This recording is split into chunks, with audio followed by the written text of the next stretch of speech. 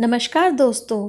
आज हम आपको एक ऐसे योद्धा के विषय में बताएंगे जो अगर महाभारत का युद्ध लड़ता तो युद्ध ना केवल कुछ ही पलों में समाप्त हो जाता बल्कि शायद उस युद्ध का फैसला भी कुछ और ही होता।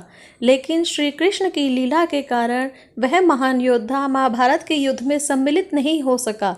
लेकिन उसको श्री कृष्ण से यह आशीर्वाद, यह वरदान प्राप्त हुआ कि कलयुग में वह उनके श्याम नाम से पूजे जाएंगे। तो जानिए कौन है वह महान योद्धा।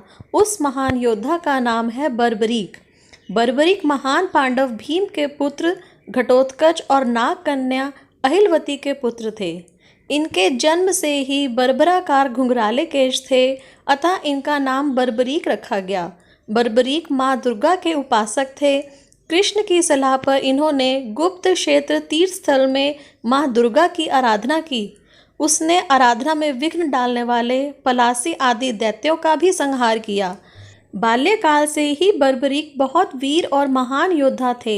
उन्होंने युद्ध कला अपनी माँ से सीखी थी। भगवान शिव की घोर तपस्या करके उन्हें प्रसन्न किया और 3 अभेद्य बाण प्राप्त किए और 3 बाणधारी का प्रसिद्ध नाम भी प्राप्त किया।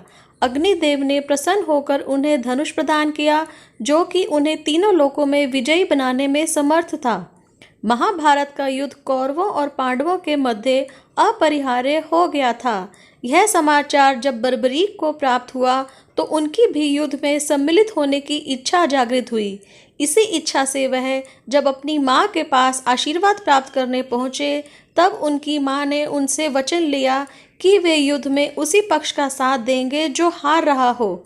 इसी कारण उन्हें हारे का सहारा नाम से भी पूजा जाता है। वे अपनी माँ को वचन देके चल पड़े। वे अपने नीले घोड़े, जिसका रंग नीला था, 3 बाण और धनुष के साथ कुरुक्षेत्र की रणभूमि की ओर अग्रसर हुए। बर्बरीक दुनिया के सर्वश्रेष्ठ धनुर्धर थे। बर्बरीक के लिए 3 बाण ही काफ़ी थे, जिसके बल पर वे कौरवों और पांडवों की पूरी सेना को समाप्त कर सकते थे। यह बात श्री कृष्ण को ज्ञात थी। तब सर्वव्यापी कृष्ण ने ब्राह्मण वेश धारण कर बर्बरीक से परिचित होने के लिए उसे रोका और यह जानकर उनकी हंसी भी उड़ाई कि वह मात्र 3 बाण से युद्ध में सम्मिलित होने आया है। ऐसा सुनने पर बर्बरीक ने उत्तर दिया कि मात्र 1 बाण शत्रु सेना को ध्वस्त करने के लिए पर्याप्त है और ऐसा करने के बाद उनका बाण वापस उनके तरकश में ही आएगा। यदि उन्होंने तीनों बाणों को प्रयोग किया तो तीनों लोकों में हाहाकार मच जाएगा। इस पर श्री कृष्ण ने उन्हें चुनौती दी कि इस पीपल के पेड़ के सभी पत्रों को छेद कर दिखलाओ, जिसके नीचे वह दोनों खड़े थे।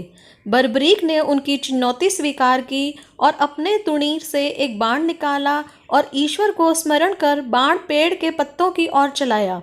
तीर ने क्षण भर में ही पेड़ के सभी पत्तों को भेद दिया और कृष्ण के पैर के इर्द गिर्द चक्कर लगाने लगा, क्योंकि एक पत्ता उन्होंने अपने पैर के नीचे छुपा लिया था। बर्बरीक ने कहा कि आप अपने पैर को हटा लीजिए, नहीं तो ये बाण आपके पैर को चोट पहुंचा देगा। कृष्ण ने बालक बर्बरीक से पूछा कि वह युद्ध में किस ओर से सम्मिलित होगा। तो बर्बरीक ने अपनी माँ को दिए हुए वचन दोहराए कि वह युद्ध में उसी ओर से भाग लेगा जो कि निर्बल हो और हार की ओर अग्रसर हो। श्री कृष्ण जानते थे कि युद्ध में हार तो कौरवों की ही निश्चित है और इस पर अगर बर्बरीक ने उनका साथ दिया तो परिणाम शायद कौरवों के पक्ष में जा सकता है। तब ब्राह्मण रूपी श्री कृष्ण ने बालक से दान की अभिलाषा व्यक्त की। इस पर वीर बर्बरीक ने उन्हें वचन दिया कि अगर वह उनकी अभिलाषा पूर्ण करने में समर्थ होगा तो अवश्य करेगा। कृष्ण ने उनसे उनके शीश का दान मांगा।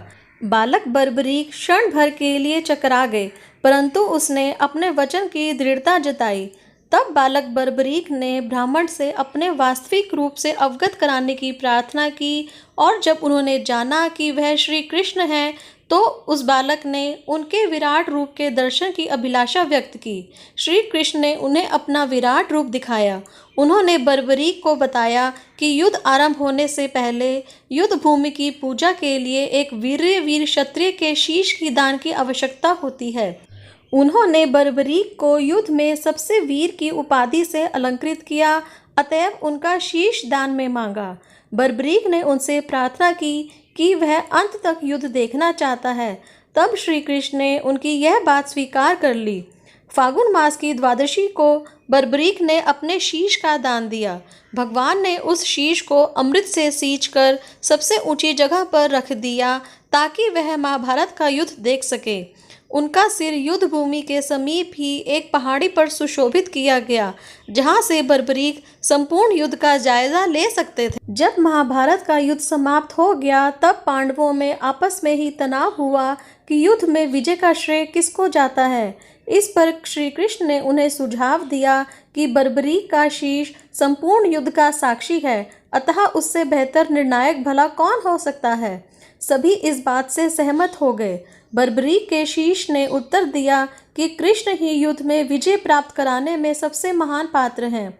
उनकी शिक्षा, उनकी उपस्थिति, उनकी युद्ध नीति ही निर्णायक थी। उन्हें युद्ध भूमि में सिर्फ उनका सुदर्शन चक्र ही घूमता हुआ दिखाई दे रहा था, जो कि शत्रु सेना को काट रहा था, और माँ महाकाली दुर्गा श्री कृष्ण के आदेश पर शत्रु सेना के रक्त से भरे प्यालों का सेवन कर रही थी। श्री कृष्ण वीर बर्बरीक के महान बलिदान से काफ़ी प्रसन्न हुए और उन्होंने बर्बरीक को वरदान दिया कि कलयुग में वह श्याम नाम से जाने जाएंगे, क्योंकि कलयुग में हारे हुए का साथ देने वाला ही श्याम नाम को धारण करने में समर्थ है। खाटू नगर में तुम्हारा धाम बनेगा। उनका शीश खाटू में दफनाया गया। एक बार एक गाय उस स्थान पर आकर अपने स्तनों से दूध की धारा स्वतः ही बहा रही थी।